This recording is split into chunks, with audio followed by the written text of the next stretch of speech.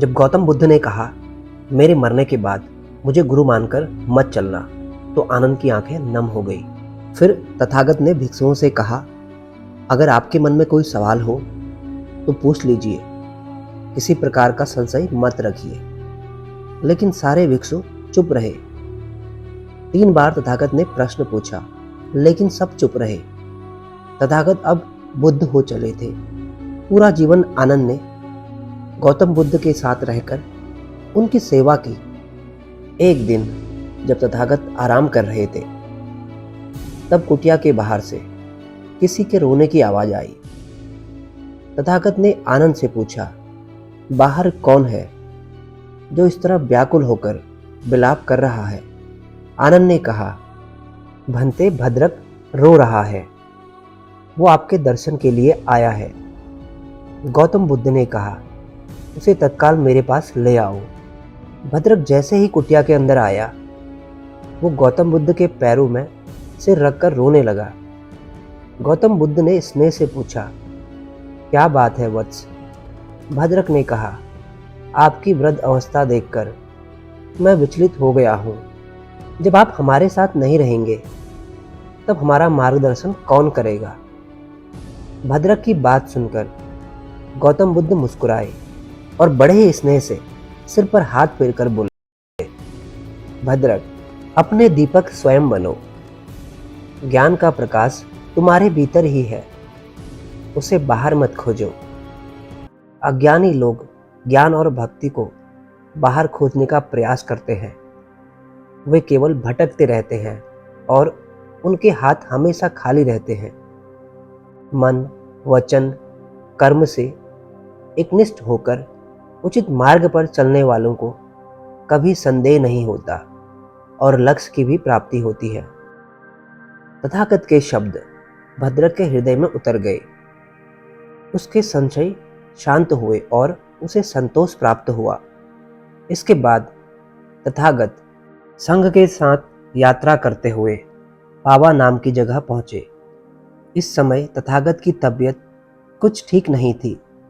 यहाँ तथागत एक लोहार कुंदा कुंवर पुत्र के आमों के बगीचे में ठहरे। कुंदा ने तथागत और भिक्षुओं को खाने के लिए मीठे चावल, रोटी और मशरूम दिए। गौतम बुद्ध ने मीठे चावल और रोटी तो संघ में बंटवा दिया, लेकिन मशरूम किसी को नहीं दिए। उन्होंने थोड़े से मशरूम खाए और बाकी जमीन में गड़वा दिया, क्योंकि उन्होंने समझ लिया था कि इसे कोई और पचा नहीं सकता। मशरूम खाते ही वो बीमार हो गए। उनके पेट में दर्द शुरू हुआ, लेकिन तथागत यात्रा रोकना नहीं चाहते थे।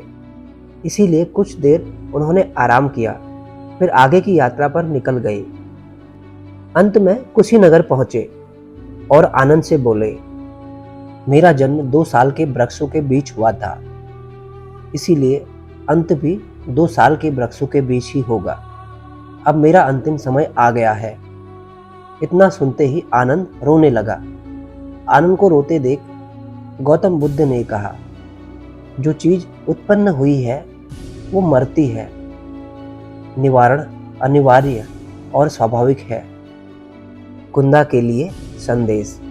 तथागत ने कहा, आनंद, एक ऐसा समय आएगा जब लोग मेरी मृत्यु का दोष कुंदा को देंगे। तुम्हारा भोजन करने के बाद गौतम बुद्ध नहीं रहे, वह भी खुद को कोसेगा और जीवन भर पछतावा करेगा। इसीलिए आनंद, जो मैं बात तुमसे कहूँगा, तुम कुंदा से ये सारी बातें कहना। ये सारी बातें सुनकर उसके मन का दुख और पीड़ा कम हो जाएंगी। तुम कुंदा से कहना, मित्र कुंदा, ये तुम्हारा सौभाग्य है कि तथागत ने अपना अंतिम भोजन तुम्हारे हाथों से लिया और फिर वो महापरिनिर्वाण को प्राप्त हुए। क्योंकि 2 तरह की भिक्षा है जिनका सर्वोच्च कोटि का फल मिलता है। एक वो भिक्षा जो ग्रहण करने के बाद तथागत ने निवारण प्राप्त किया था, और दूसरा जिसे ग्रहण करने के बाद तथागत ने महापरिनिर्वाण प्राप्त किया। इसीलिए कुंदा, ये विलाप करने का कारण नहीं है, बल्कि इस कर्म से तुम्हारा जीवन लंबा स्वस्थ और सुंदर होगा और तुम्हारा अलग जन्म भी बहुत अच्छा होगा। आनंद, जब तुम कुंदा से ये कहोगे तो उसके मन का बोझ हल्का हो जाएगा। आखिरी संदेश। इसके बाद तथागत ने भिक्षुओं को संबोधित करते हुए कहा, कोई संदेह हो तो मुझसे प्रश्न करिए ताकि बाद में पछतावा न हो कि तथागत सामने थे और हम उनसे कुछ न पूछ सके। भिक्षु शांत रहे। तथागत ने फिर 2 बार और प्रश्न पूछा, फिर भी भिक्षु शांत रहे। तब गौतम बुद्ध ने उनसे कहा कि हो सकता है कि गुरु के प्रति सम्मान प्रकट करते हुए आप अंतिम समय में कोई प्रश्न नहीं कर रहे। ठीक है, आप ऐसा मानिए कि एक मित्र है जो दूसरे मित्र से बात कर रहा है। ऐसा मानकर मुझसे प्रश्न कीजिए। भिक्षु फिर भी शांत रहे। आनंद ने तथागत से कहा, भंते, मुझे पूर्ण विश्वास है कि यहाँ एक भी ऐसा भिक्षु नहीं है जिसे बुद्ध मार्ग या अभ्यास को लेकर कोई संदेह या उलझन हो। तथागत ने कहा, प्रिय आनंद, तुम तो विश्वास से कह रहे हो, लेकिन मैं तो जानता हूँ यहाँ उपस्थित सभी 500 भिक्षु सुयोग्य हैं और सभी मुक्ति पाने वाले हैं। इसके बाद भगवान बुद्ध ने आखिरी उपदेश दिया। तथागत ने कहा, मैं आप लोगों को केवल रास्ता दिखा सकता हूँ। मैं अब आप लोगों को प्रेरित करता हूँ। बढ़ो, आगे बढ़ो। जितनी भी चीज़ें आपने पकड़ रखी हैं ये सब जाने वाली हैं। मन पर पूर्ण विजय पाने के लिए पूर्ण निष्ठा और ईमानदारी से उद्यम करो। दोस्तों, इन वाक्यों में महत्वपूर्ण लेसन छुपे हुए हैं। इनपरमानेंस यानी नश्वरता।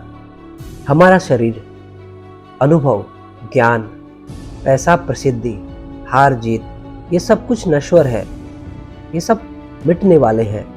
हम केवल पसंद या नापसंद के चलते यानी अहंकार के चलते इन चीज़ों को पकड़े रहते हैं। इसीलिए डर, चिंता और मन के विचारों में फंस जाते हैं। इसी को दुख कहते हैं। हम इस दुख से मुक्त होने के लिए हमें सबसे पहले नश्वरता को स्वीकार करना होगा। कोई भी अनुभव, कोई भी ज्ञान, ये शरीर कुछ भी टिकने वाला नहीं है। सब कुछ प्रकट होता है और नष्ट होता है। सब कुछ जन्म लेता है और मिट जाता है। हर विचार केवल आ रहा है और जा रहा है। इसके बाद सचेत होकर हमें इस पल में रहना है। तथागत के दूसरे संदेश का लेसन है माइंडफुलनेस। गौतम बुद्ध कहते हैं कि अपनी साधना और प्रयास पर पूर्ण भरोसा रखो। जीवन के हर पहलू में, हर स्थिति में सचेत रहकर विचारों, इच्छाओं, वासनाओं, सुख दुख सबको बिना विचलित हुए देखो। ऐसा करने से हम प्रेजेंट मोमेंट में यानी इस पल में रहते हैं और सभी प्रकार के संशय और दुख से दूर हो जाते हैं।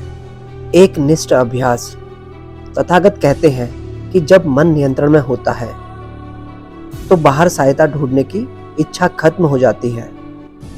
इसीलिए वही सफल होगा जो अपने अभ्यास से सच को जानेगा।